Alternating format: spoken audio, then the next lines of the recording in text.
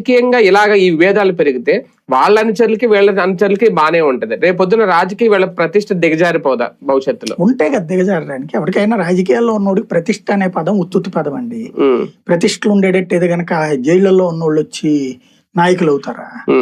జనాలు ఏంటంటే మనం దాన్ని ఏమంటారు, కంఫర్టబుల్ కరప్షన్ యాక్సెప్ట్ చేస్తున్నారు. బికాజ్ మనం ఆల్రెడీ ఒక చిన్న కథ ఉంటది అనమాట. బురదగుంటలోకి దిగినటువంటి జర్నలిస్ట్ ఒడ్డున ఉంటాడు.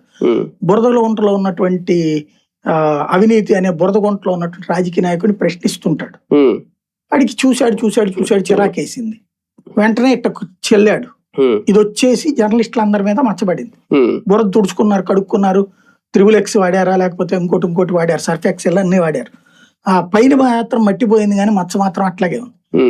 అక్కడ జర్నలిస్టుల పని అయిపోయింది. వాళ్ళని అబాస్పాలు చేయడంలో సక్సెస్ అయ్యారు. వాట్ నెక్స్ట్ అంటే జనాలకు కూడా డబ్బులు అలవాటు చేశారు. ఇంతకుముందు డబ్బులు నాయకుడు తినేవాడు, ఇప్పుడు జనాలకు డబ్బులు అలవాటు చేశారు. డబ్బులు అలవాటు చేసిన తర్వాత జనాలు కూడా కంఫర్టబుల్ కరప్షన్కి యాక్సెప్ట్ చేస్తున్నారు.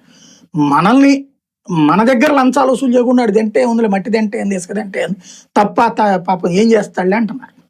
లేకపోతే తినలేదని ఎవడని అనుకుంటున్నాడు. ఇప్పుడు ప్రతి నాయకుడు తింటున్నాడనే తెలుస్తుంది.